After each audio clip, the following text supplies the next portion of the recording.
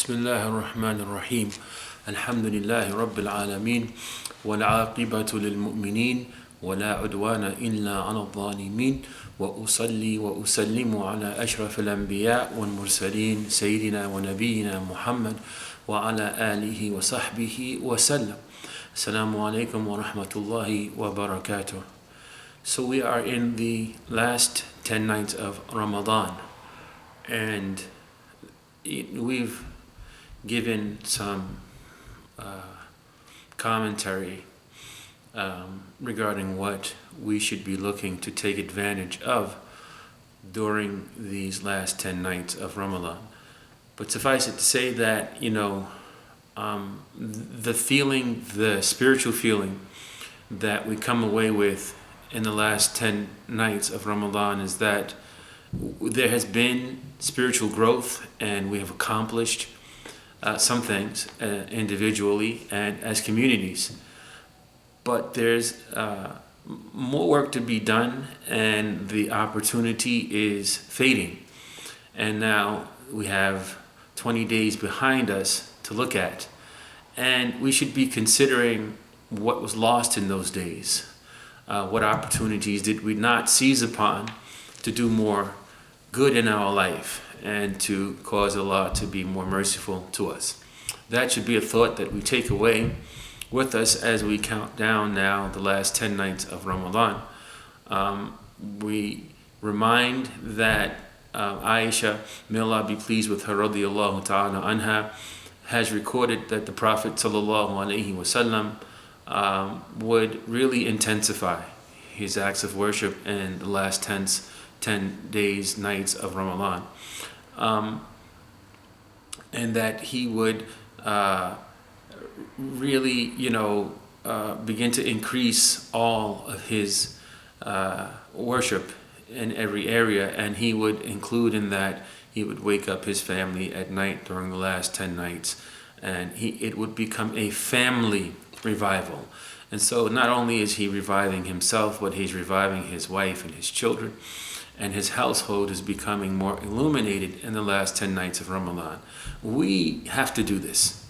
If we follow him, sallallahu alaihi wasallam, then we have to do it too. Brothers and sisters, we don't.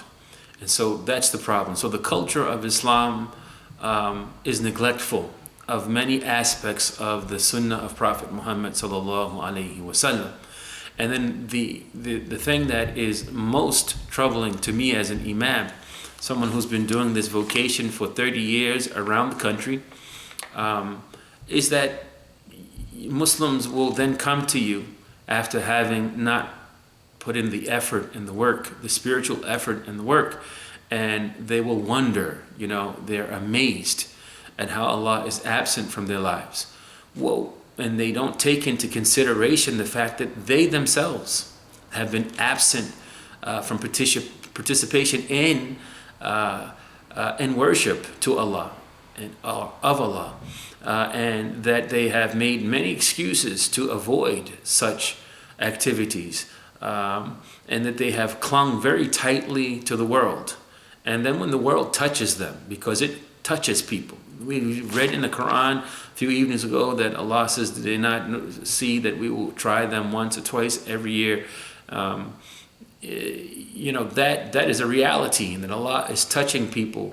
But the magnitude to which He touches some of us, inshallah, is lessened by the closeness that we have, the attachments that we have to Him, and our disavowal of the things of this world, and our de-emphasization of those things that the world is offering us, knowing that they are just things that are temporary, the temporary glitter of the world, if you will, and that what Allah has is enduring and eternal and everlasting, and that everything shall perish except save the face of your Lord, is what the Quran is teaching us. And then we have given instruction and direction to the Muslims regarding the work of Ramadan being work that is preparing us for the reward of Jannah, the immense reward of Jannah. So all of these ideas are coming into a point of summary for the individual. So what's the summary of your Ramadan now? You're in the last 10 days, and how are you to summarize what you have done for 20 days, and then what you need to do, assess that in terms of what you need to do in the last 10 days, and then what's the goal for that? How is what all of that adds up to? How is that going to be something that carries you for 11 months until the next Ramadan? It's a very serious question that individuals have to ask themselves. And so individual Muslims must ask this question. That requires a level of maturity that is generally non-existent. It's absent in Muslim culture. Don't be a cultural Muslim. My biggest preachment to the Muslims is stop being cultural, be religious. And I don't mean, like fly up to the clouds religious. I mean, be observant. When I say religious, be observant, like be an adult, stop being a child.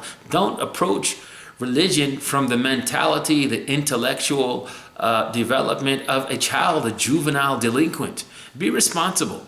Be as responsible with your salah as you are with going to work every Monday through Friday and going to your job, and you've been there 20 years, 30 years, and you have a 401k and investments, and you're looking at retirement, and you've done a great, fantastic job, and they're probably going to give you a cake on the way out the door and a little party, and you get up and give a speech and all that stuff. Well, what have you done? And that takes maturity to get up and go to work and do that for 25 years, 30 years, 40 years, to go to the same job and put your children through college and be a responsible adult and pay your house off and pay your bills. That's maturity.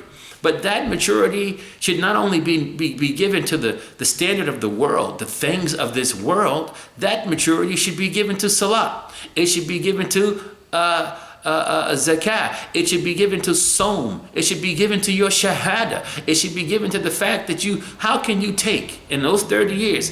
There are Muslims who have taken 30 years worth of vacations and not made Hajj or Umrah one time. That's spiritual immaturity. That's excuse making when it comes to Allah. And that's what the Quran speaks about, the people out in the ocean on the boat when the waves start, moving the boat around, and they get very religious in times of need. But when they get back to land, the security of land, then they forget all about Allah. They turn their backs on Allah.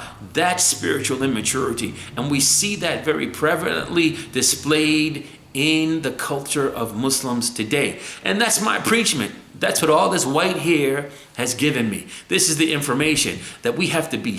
What do I teach? What's my platform? Spiritual maturity. If you're a 40-year-old Muslim, act 40 spiritually. Stop acting like you're 7. 7-year-olds run from salah, run from zakat, run from everything religiously, make excuses. Very, very goofy, approach the religion, from standpoint of it being funny and not very serious, so on, etc. Be a 40-year-old spiritual Muslim. Be a 25-year-old spiritual Muslim. Be spiritual, be religious, be regardful. Grow into your body spiritually. If you've been living in your body for 25 years, then you should be equally spiritual. You should have the internal growth of 25 years of being regardful of Allah. So that's me in a nutshell saying, now you have 10 days to try and take that idea and work with it to the best of your ability. 2 things tonight I want to talk to you about. The idea of muhasaba. Muhasaba, which comes from the Arabic root hasiba. Ha-sin-ba. Muhasaba literally means to count something. Hisab, ilmul hisab in Arabic, ilmul hisab, the science of hisab, is mathematics. And so, mature Muslims, spiritually mature Muslims, do spiritual mathematics. What plus this plus that plus this plus that divided by that times this times that equals something that would be definable as my being a mature, fully appreciative servant of God. So the math you do, the spiritual math that you do in your life, I tell people, look into the mirror of your life. Every morning you go into the bathroom and you stare into the mirror. And there you see a reflection of yourself, and you see the sleep in the corner of your eyes, and you brush your teeth, and you wash your face, and you get yourself together, you comb your hair, right? You're getting ready to go to work and be a productive person in life, or go to school, wherever you're going, somewhere productive in life. This is what you do. But you don't get up and look in the mirror of your life and look at your soul. You look at your face, you look at your teeth, you floss your teeth, you put your makeup on, and you look at yourself. But you don't look at your soul. You don't pull out the mirror of your life and look into your heart and look at your soul and look at what you have done to yourself and see what needs to be washed off, like you wash your face in the morning. But what needs to be washed in your heart? What's there? What over the course of that day, that last day, now that it's a new day, what did you do to cause the purity of your heart to be taken away from it? What needs to be washed, and what are you going to use to wash your heart, to wash your spirit, to wash your attitude, to wash your disposition, to wash your sense of gratitude or ingratitude? What are you going to do to rid your heart of the many diseases of the heart that attack it, that cloud it, that make it take salah as a frivolous action, something that is a game and a joke? What are you going to do to correct yourself? So muhasaba. Muhasaba is what you do. And muhasaba, I'm going to give you two definitions of it. One definition is given by Imam al-Marudi. This is one. So I'm going to read his definition of muhasaba. Imam al-Marudi, defining muhasaba to nafs, that is the mathematics of the soul. The mathematics of the soul. This is what we're talking about. He says this is what it is. أن يتصفح الإنسان في ليله ما صدر من أفعال نهاره فإن كان محمودا أمضاه وأتبعه بما شاكله وضاها وإن كان مذموما استدركه إن أمكن وانتهى عن مثله في المستقبل. Very good words. He says that the mathematics of the soul is this. It is when a human being pages through the occurrences of his or her life at nighttime. So the mathematics of the soul is at nighttime. Here we are hearing from Prophet Muhammad sallallahu alaihi wasallam that in the last 10 nights of Ramadan, forego sleep. Don't sleep. Do muhasaba. Do the mathematics of your soul. And here Imam al-Marudi is saying it is when a human being, mathematics of the soul is when a human being pages through the occurrences of his or her life at night. And here we are in the last 10 nights of Ramadan. And whatever he or she finds of a praiseworthy, that is praiseworthy within that review standard, they will continue. They should continue to allow that thing to exist in their life. However, if he or she finds evidence of a non-commendable trait or behavior within his or her life, then he or she should rein them in to the extent possible, and then resolve to abandon them altogether in their future living standard. So that is the mathematics of the soul. It is looking at, it is taking the time in the quietness of night to hold yourself accountable and ask yourself, well, what have I done as a soulful human being? As a person with a soul, with a nafs, what have I done? And what haven't I done? And of what I have done, what was good, what was bad? Keep the bad, enhance the good, and enhance the good, and eliminate the bad, corral the bad, pull it back, and then once you get it back, corral it, and then you take it and you usher it out of your life. That's spiritual maturity.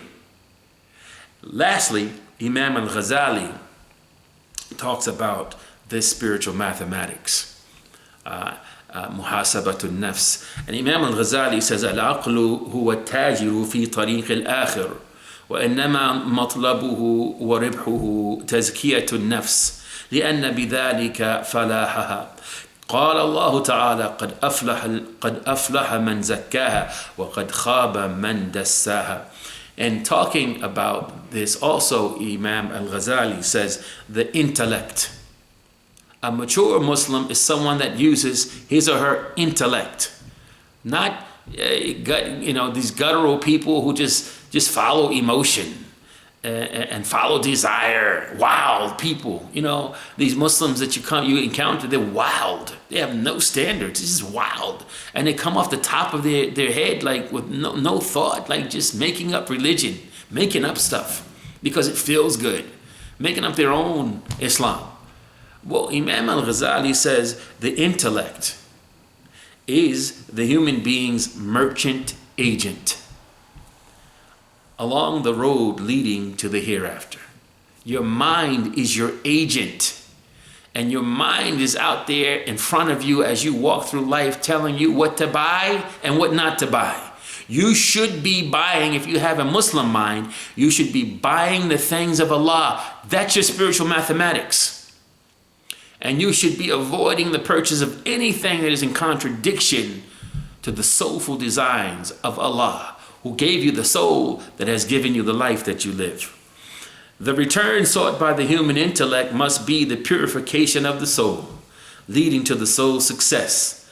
As we see evidence in the Holy Quran that says, and successful are those who purify their souls, and those who repress their souls will be ruined. Ask Allah Azza wa Jal to grant us the benefit of this knowledge that has been shared with us tonight on the purification of the soul as the ultimate goal of Muhasaba, the mathematics of the soul itself. Ask Allah Azza wa Jal to give us spiritual maturity.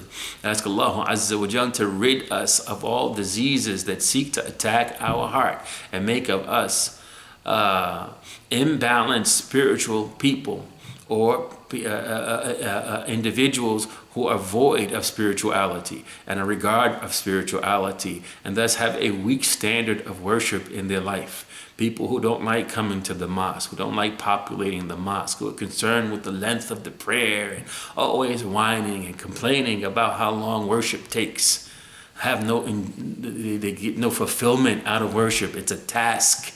Whereas this was never the case with Prophet Muhammad sallallahu alaihi wasallam, was very patient when it came to worship, because worship is why we were created. وَمَا خَلَقْتُ الْجِنَّ وَالْإِنسَ إِلَّا لِيَعْبُدُونَ. Ask Allah, and we have not created jinn and mankind except for worship. That's why we were created. And the irony is that we run from worship, whereas worship was the reason we were created. So we ask Allah Azza wa Jal to grant us, increase us in knowledge and understanding, to purify our hearts with Iman, to protect us with Iman. Ask Allah Azza wa Jal for spiritual maturity. Ask Allah Azza wa Jal for a very good, great, blessed, and accepted conclusion to the last 10 days of Ramadan, that Allah is increasing us in every good way, and that He is fortifying us with the spirit of this religion that carries us now and always. And we thank you once again. Bid you all Ramadan Mubarak. Walhamdulillahi Rabbil Alameen. Wa subhana Rabbina Rabbil Izzati Amma Yasifun. Wa salamun ala al-mursaleen. Walhamdulillahi Rabbil Alameen. Wassalamu alaikum wa rahmatullahi wa barakatuh.